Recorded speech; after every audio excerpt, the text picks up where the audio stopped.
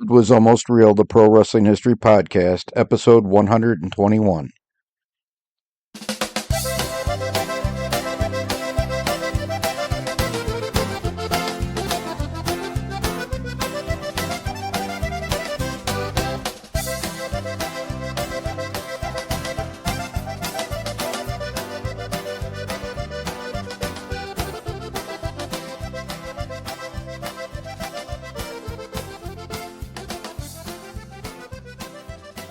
Hello and welcome to this episode of It Was Almost Real, the Pro Wrestling History Podcast.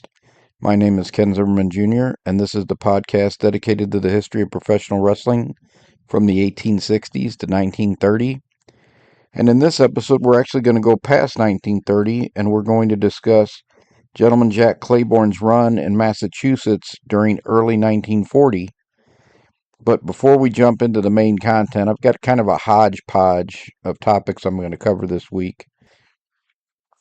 Mainly because I started to listen to one of the other wrestling podcasts I normally listen to, a couple of them actually, and everybody wants to talk about the second season of WWE Unreal. So before I listen to those and maybe have my opinion somewhat affected by other people, what they thought of it, I wanted to watch it myself and give my thoughts on it before I could be influenced by other people. I didn't get a chance to talk about the first UFC on Saturday, January 24th. And as I'm recording this on Sunday, February 1st, for the Monday, February 9th episode. So since I've seen the first one, I also had an opportunity to see the second one that was on January 31st, the UFC 325 card, headlined by Alexander Volkanovski versus Diego Lopez. And I must say that the first two cards from Paramount have been really good. A few minor little technical things on the first show, but I think they've kind of ironed them out on the second show. And all the fights were tremendous. The main event between Paddy Pimblett and Justin Gaethje was a great fight. And then last night's card was headlined by a main event, which was pretty dominated by Volkanovski. I thought Alexander Volkanovski won all 5 rounds, and which is a difficult task against such a talented fighter like Diego Lopez. Overall, I thought that the first two cards on the Paramount era were really good. My criticism of the UFC remains the same. The way the bonus structure is set up, it still encourages highly skilled grapplers to stand and trade. Paddy Pimblett stood and traded with Justin Gaethje for all 5 rounds and only really tried to get him down to the ground, where I think he's much superior in submissions, maybe once or twice. For the most part, it was just a stand-up fight. And I think the bonus and the pay structures kind of encourage that, because if you have an exciting fight where you're standing and trading, you're much more likely to get that bonus. If you take somebody down and you submit them, you've got a great chance of getting the bonus. But if you take them down and they're good enough at submission defense, where you're basically pounding on them and trying to catch a sub for 3 rounds, but you're unsuccessful, a lot of times the casual fans find those fights boring, and because of that, you could end up not getting the bonus. I think that is always encourages people to stand. Although I will say, I do like now that there is a fight ending bonus for all fights. So if someone subs somebody or someone knocks somebody out, there is a bonus in the new structure.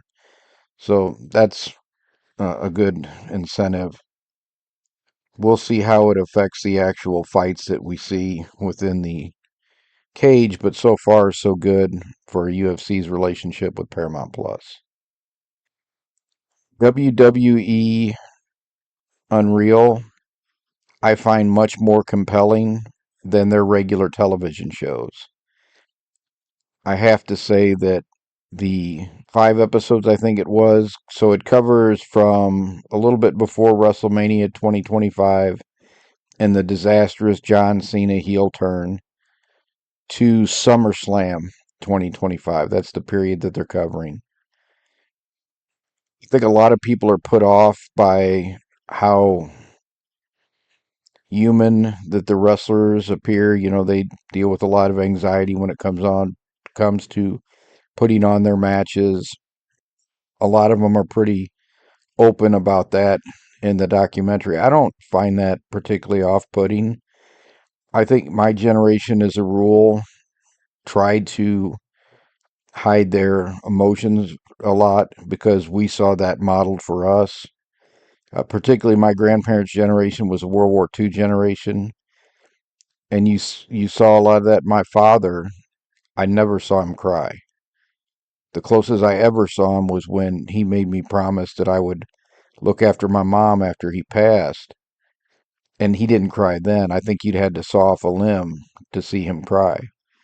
There is no question in my mind at all how much he loved me. He told me stuff that he never told anybody else. But I think the two times in life that I hugged him, it was like hugging a tree. So the generations before us were very reserved, and I still think Gen X tends to be pretty reserved as a generation. Anytime you make a generality about a generation, you really can't support it. There's always going to be exceptions and lots of them. But I've noticed around my peer group, a lot of us tend to kind of mask our emotions or don't wear our emotions on our sleeve. Whereas I've noticed my daughter's generation are much more open about that. And to my kids, my sons have told me I'm emotionally autistic because when I'm upset, I just tend to be very stone faced. I don't get emotional. I don't let it be seen, but doesn't mean I don't feel those things. It's just it was not encouraged to show that kind of emotion. But I never expected that out of my kids. I never told my kids, oh, don't cry or don't do this. They could feel and express any emotion that they felt. And that's why I think that this younger generation is much more willing to be vulnerable and to show that side of them. And there's absolutely nothing wrong with it. It doesn't, for me, take away how I observe them as a performer when they're in their ring or their persona. It doesn't take away from their persona for me. So that didn't ruin it for me. And I find myself pulled in more than I find myself being repelled by the behind the scenes and what they're talking about with, what goes into making the storyline and who do they let know. And so while the fans are getting to see the behind the scenes, I don't think it takes away from them enjoying the product. The person who recommended that I watch the second season of this is my brother-in-law Ron, who is the same age I am. And when I say same age I am, he's like 40 days old, 40 something days older than I am. It didn't take away from his enjoyment of the shows either, but he enjoyed seeing the behind the scenes and what went into making some of these spectaculars that you see that you used to see on the network, but now you have to pay $30 to ESPN or the Disney company if you want to see it. So I won't be seeing it. I'm going to wait to talk about AEW on the next episode. So as far as the WWE shows, I realized the other day I keep falling about 3 weeks behind. The last show that I watched was the show where CM Punk wrestled Braun Breaker, which was it was a good match. There were a couple spots that I didn't really care for, but it was a good match. And I know that Triple H says we should all just be fans and not analyze these things. I don't analyze it that much, but as a fan, if I see a crappy wrestling match, I don't keep that to myself and go, oh, well, maybe they'll do that better next time. I tell my brother-in-law or anybody else that's going to be watching the show, hey, that match sucked. Because I'm trying to give them 20 minutes of their life back. That happens in every area of entertainment. So for the wrestling shows to think that they're being picked on because people are giving their honest opinions of them, people have done that for centuries. Yes, social media didn't exist before, but you still did it by word of mouth. When I went to the movies and I saw a film that sucked, I told everybody in my family, hey, this movie sucks, because I don't want them to waste their money or their time to go watch that film. So I did get a question this week, and uh, from a long time listener to the show, Shannon, who asked me about Billy Riley. A lot of professional wrestling fans, I don't know a lot, professional wrestling fans may have heard of Billy Riley. He was the owner and founder of the Wigan Snake Pit Gym, which actually was called Riley's Gym in England. Billy Riley was a wrestler in the 20s, 30s, maybe early 40s, who opened a gym in Wigan to teach catch can wrestling. And he was a hooker. He knew how to legitimately submit people. And he was born in 1896. And originally he was a wrestler, but he would go on to open this famous gym where he trained the likes of Billy Robinson, Carl Gotch, Bert Azarati. That's who I was trying to remember. So Bert Azarati got his start by Ethel Oakley, who's another very famous English wrestler. But Bert Azarati also worked with Billy Riley and his gym. And Bert Azarati was famous because, one, he was strong as an ox. He could deadlift like 800 pounds. And you're talking back in the 1940s, 50s, we're talking pre steroids. He also was a very skilled hooker who didn't mind hurting people. And I read a story in Adrian Street's biography. Adrian Street did a 7-book biography that I highly recommend. They're all available on Kindle. But told a story about Bert Azarati. He said that Bert Azarati had a promotion when he was in his late 40s that was really run by his wife. And if gate receipts started to drop a little bit, she would wind him up and he would go out and just beat the tar out of whoever his opponent was. So gates were down a little bit, and Les Thornton was a pretty young wrestler at the time. Bert Azarati, I think, was in his 40s. And his wife started saying, oh, that Les Thornton, he is so good looking. He's such a handsome guy. And Bert Azarati just went, hmm. And they said whenever he did that, oh boy, his poor opponent. So he just went in there and beat the snot out of Les Thornton, blacked his eyes, uh, bloodied his lip, bloodied his nose. And after the match, they go back to the dressing room, and Les Thornton's looking at his normally handsome face, all beat to a bloody pulp in the mirror. And they said Bert Azarati comes in and pats him on the shoulder and says, it's all right, kid. You'll heal up. And off he goes. Adrian Street said when he would do that, it would churn business up again for a while because people wanted to come see, if Bert Azarati was going to do that to somebody else. The question that Shannon asked, and Shannon, thank you for the question, was did Billy Riley ever wrestle in America or wrestle any of the famous wrestlers of his day? He didn't wrestle any of the famous American professional wrestlers when he was here, but he did wrestle in America from very late 1922 through 1923.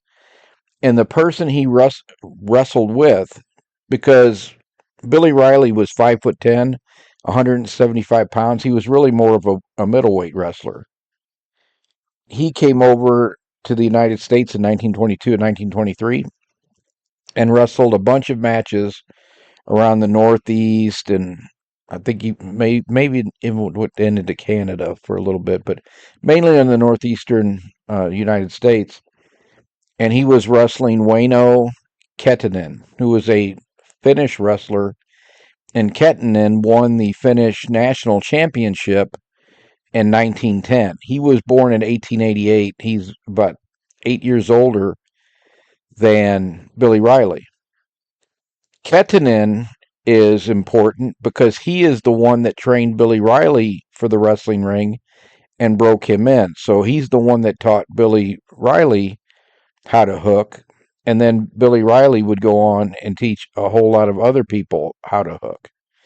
And I believe Riley's grandchildren even trained at the Snake Pit is still a gym to this day.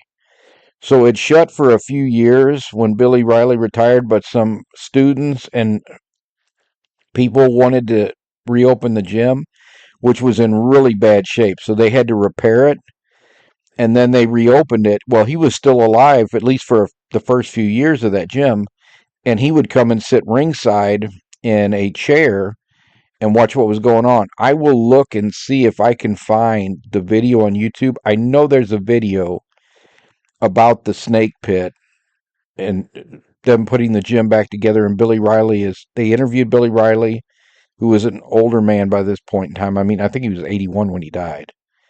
And he's sitting watching them train these because they started training kids. Originally, he would only train male adult wrestlers in legitimate wrestling. They also taught him how to work. And yes, I believe he was working with Wayno Kittinan in all of these matches. So I've found a couple of, and most of the write-ups on the matches are short, but in one in April in the Boston area, Kittinan is wrestling Billy Riley was known as Willie Riley when he was in the United States. So his first name's William. He was known as Willie Riley when he was wrestling in the United States. When he was wrestling in Great Britain, I think it was always Billy Riley. They wrestled almost a 2-hour match, and Kittinan catches him with a toe hold and a arm lock. And that's how he won that match. But I believe they were working. Number one, they couldn't have wrestled as many matches as they did between December of 1922 and the summer of 1923. If those were all legitimate contests, one or both of them would have been too injured to wrestle those matches. So, yes, I absolutely 100% believe that they were working. I think, I cannot say this for sure because I haven't found the proof. This is just my supposition. My supposition is that Kittinan was in England and trained Billy Riley when he was a teenager. And then he came to the United States in 1914, and his original profession listed on the immigration documents was that of an electrician. So I think once Kittinan gets set up in the United States, and he lived here the rest of his life, he owned a farm in Massachusetts, which his family still owns to this day. I think Kittinan sent for Billy Riley when he wanted to do these wrestling tours in the 1920s. That makes the most sense to me. It's not out of the realm of possibility that Billy Riley was in the United States for some reason. And while they were doing these series of matches, Kittinan was also training him. But my guess is he trained him in England before he came to the United States and then sent for him later. But yes, Billy Riley, wrestling as Willie Riley, wrestled in the United States. He did not wrestle like a Frank Gotch or a Stanislaus Zbyszko or anyone else. He wrestled Wayno Lettinen. Kittinan was 5'5", 155 pounds. And I hope I kept saying Kittinan. I know I said Lettinen at least once or twice because I was transposing his name with the runner-up for the Finnish title in 1910, Armas Latinen, who ended up becoming a professional wrestler in the United States, and he did wrestle Stanislaus Zbyszko and Joe Stecker and Ed Strangler Lewis. But Wayno Kittinan and Billy Riley, I never see wrestling any of those wrestlers. And Riley was much more famous in England than he was in the United States. If I can find that documentary, that video on YouTube, I will pull that up. I will put that link in the show notes at kinzermanjr.com/episode 121. And I'll have some links for a number of the things that we talk about on this show on that particular show, on those particular show notes. The main content, because it's African American History Month in the United States, I definitely wanted to do at least an episode or two about Jack Claybourne and Reginald Seekey. And so I'm going to actually start with Jack Claybourne because in late 1939, early 1940, Jack Claybourne was born Elmer Claybourne in Mexico, Missouri in 1910. In 1939, he'd been wrestling for a while, and he was normally billed as Jack Claybourne, but he started billing himself as Gentleman Jack Claybourne. He was also the Black Panther before Jim Mitchell. He was also the Black Dragon at one point. But now he's wrestling as Gentleman Jack Claybourne, and he claims to be from South Africa. And that's what you had a lot of times in professional wrestling. You could have Elmer Claybourne from Mexico, Missouri become Gentleman Jack Claybourne from South Africa. And Jack Claybourne is between 185 and 195 pounds. So he was purposely brought in to Massachusetts in the Northeast. He's going to wrestle in Massachusetts and Portland, Maine, January, February, March, and April and May of 1940. You can see that this run,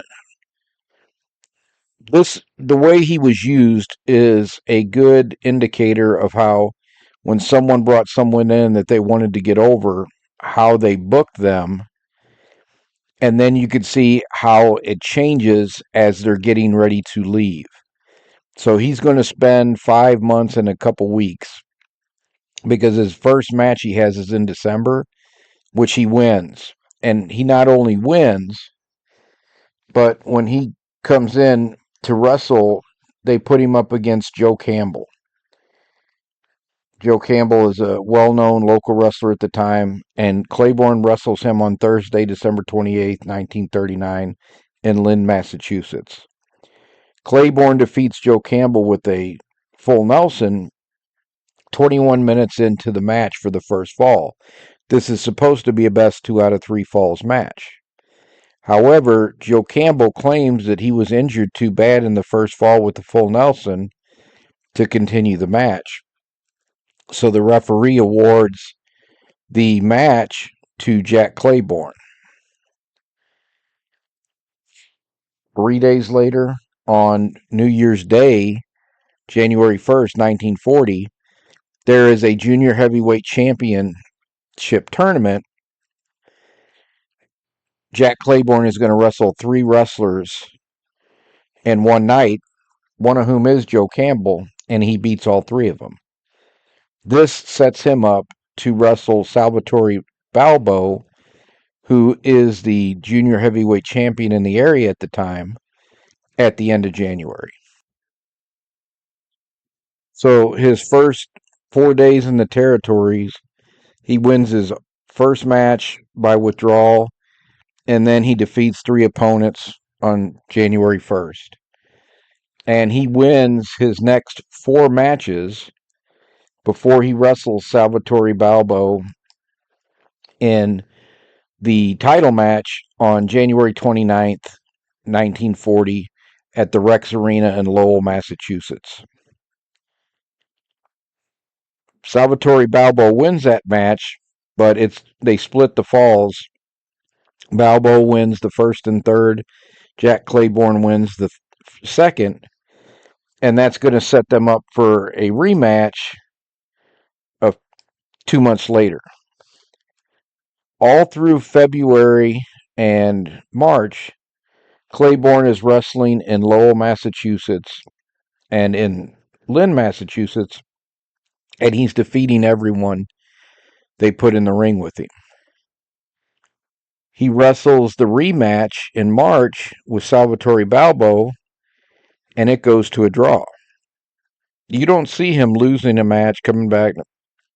He's only lost one match the entire first 3 months he's in Lynn and Lowell, Massachusetts, and that is to the champion in a close match, and then he draws with the champion. So this is to set up a rubber match. The rubber match they have at the end of April, and he loses to Salvatore Balboa again. Then he loses to another wrestler, Patty Mack, and this sets up the feud that is going to take him through the rest of the territory. He splits matches with Dropkick John Murphy. He defeats Patty Mack in their second match. So now you see he's starting to win a match, lose a match, because his run in that area is coming to an end. And then in the last match against Patty Mack, he loses the match to Patty Mack, and then he heads to Montreal where he's going to wrestle for 3 months in the summer of 1940. What is amazing is Jack Claybourne is an African American wrestler, and in late 1939 and early 1940, he's defeating white wrestlers, and he's a fan favorite. That's amazing because of the racism that was still around in the country. The people that handled Joe Louis's boxing career went to great lengths to always put him in the best light public relations wise. But I know from hearing my grandpa talk about it and other people that were alive when Joe Louis was a champion, there was still quite a number of people that could not stand Joe Louis because he was African American and always rooted for him to lose. They couldn't see what a great champion he was because they couldn't get around the color of his skin. Jack Claybourne is going to face the exact same thing in professional wrestling. A lot of times, the African American wrestlers were always the baby faces. And they were always the baby faces because it would have been extremely dangerous for them to be heels. I think the first African American that really filled the role of a heel was Bearcat Wright in California, and he had to be careful. It was dangerous for the African American wrestler to be the heel. I've always thought that Norvell Austin was extremely brave for being Sputnik Monroe's partner in the late 60s, early 70s, and they were a heel tag team. That took a lot of courage. Claybourne, you can see already, he's someone that the promoters are using well.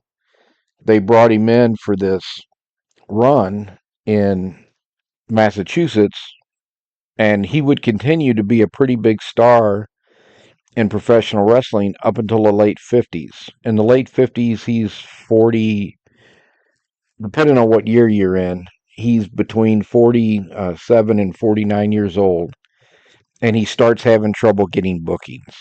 And this leads him to deal with depression. And unfortunately, in I think January 1960, he takes his life at only 49 years of age. Tragic outcome for someone who was a very talented wrestler that main evented shows in the 40s and 50s before age started to catch up with him. Age catches up with everybody in the end. While Jack Claybourne is one of the first nationally known African American wrestlers, he predates the Black Panther Jim Mitchell. Next week, I'm going to talk about a match with a wrestler that predates Jack Claybourne by the name of Reginald Seekey. He is the first nationally known African American wrestler that I can find. There may have been someone before him, but I cannot find them. And he was someone that did beat some of the big stars of his era, which again was not always usual and could be dangerous. We're going to talk about Reginald Seekey in next week's episode. Sweet Daddy Seekey, the famous professional wrestler who I think started in the 50s, took his name as an homage to Reginald Seekey. So we'll talk about Reginald Seekey in next week's episode. I wanted to finish off one because I watched KC on the Mat.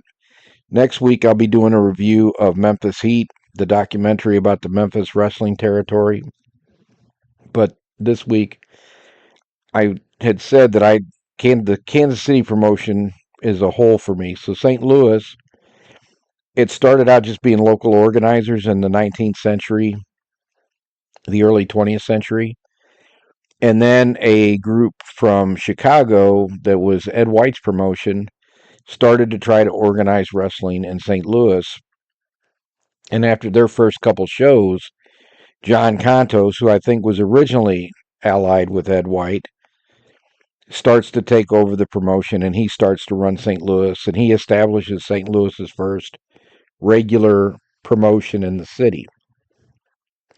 In 1923, about a year and a half after Contos starts the promotion, Tom Pax takes it over from him.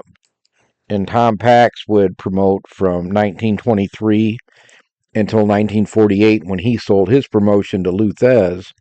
But his promotion was getting a lot of competition from Sam Muchnick's promotion, which he started in 1942 over a disagreement with Pax because Muchnick used to be his public relations man. After Muchnick's job at the St. Louis Star went away, when the St. Louis Star and the St. Louis Times newspapers merged in 1928, Sam started to run wrestling shows in 1942, but he got called up for the war. So after he served in World War II, he came back and he started running his first professional wrestling shows either in late 1945 or early 1946. And he struggled for a couple of years because it was hard for him to get the big name talent with Pax being the established promoter. But eventually he would. And his promotion would kind of overtake Pax. And eventually Thez merged his promotion, the old Pax promotion, with Sam Muchnick's promotion. And even though they acted like they were two separate companies, they were really one company. And then in 1959, I think they did away with all of that, and it just became St. Louis Wrestling Club, which was the company that Sam was the owner and president of from 59 until 82. But Sam was the effective St. Louis promoter by himself from 1948 or 9 on. Kansas City, I knew Gabe Kaufman had started that promotion in the 1920s, and I mean, they promoted Kansas City going back to the 1900s, but with like a lot of cities, it just had organizers or managers who wanted to bring their wrestlers there, put on a show, found people locally to help them. And then in the 19 teens, when the promotional system starts to develop and you get promotions for towns, big cities across the United States, you have a Chicago promotion, Boston, Philadelphia, New York. Kansas City has a gentleman by the name of Gabe Kaufman who promotes wrestling in Kansas City. And he is the promoter of record into the early 1930s. George Simpson worked with Gabe Kaufman, and he was the one that secured Memorial Hall in Kansas City, Kansas, where a lot of the Kansas City wrestling would take place from the 1930s on. In the early 1930s, Gabe Kaufman gets sick. And sick to where they don't think he's going to recover sick. But he does eventually get better. And he comes back, but not to wrestling. He only promotes boxing after he recovers from his illness. So George Simpson is the promoter in Kansas City from the 1930s onward. Well, in mid 1940s, Orville Brown has been a big wrestling star for about 10 years, and he buys into the promotion with George Simpson. And he and George Simpson are the promoters. Even after Orville Brown has his car accident in 1949, which ends his wrestling career, he is the longtime promoter of Kansas City with him and George Simpson. And then Gus Karrast has Gus Karras has St. Joseph.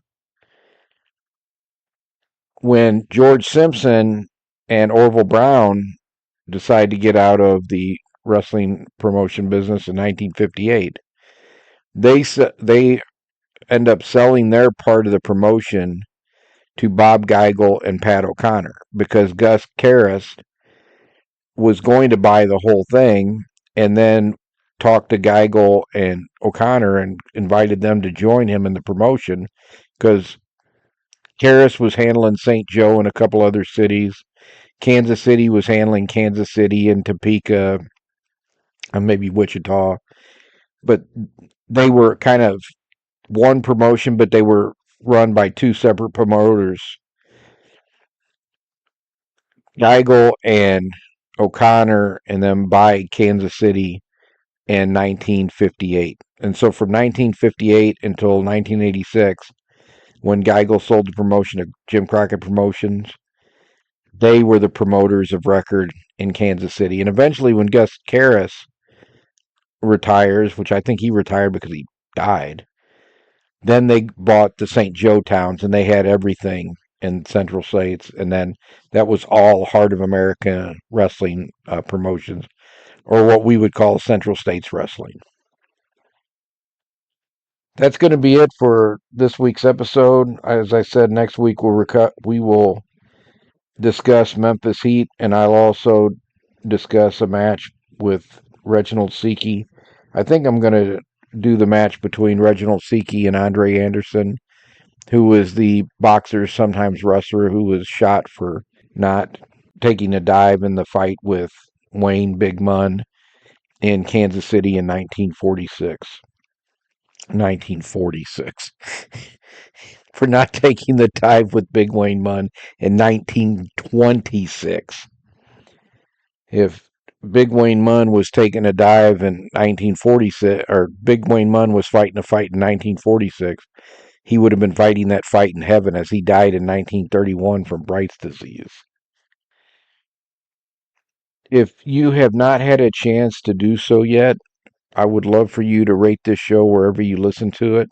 That helps keep the show visible and help people who have not found the show to find it. KenZimmermanJr.com is the place to go for the show notes, so you can go to KenZimmermanJr.com/episode 121. You can also find other books I've written if you'd like to dig deeper into this era of professional wrestling, and I've also written a number of books about St. Louis history. There's also lots of blog posts on there about professional wrestling history, combat sports history, and St. Louis history. Until next time, everyone, take care. Bye-bye.